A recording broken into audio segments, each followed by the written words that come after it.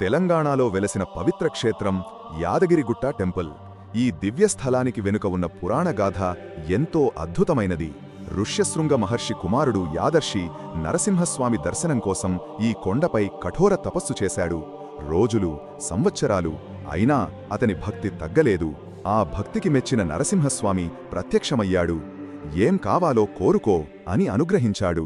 యాదర్షి ఒకే కోరిక కోరాడు, స్వామీ, మీ మహిమను 3 రూపాల్లో దర్శించాలి.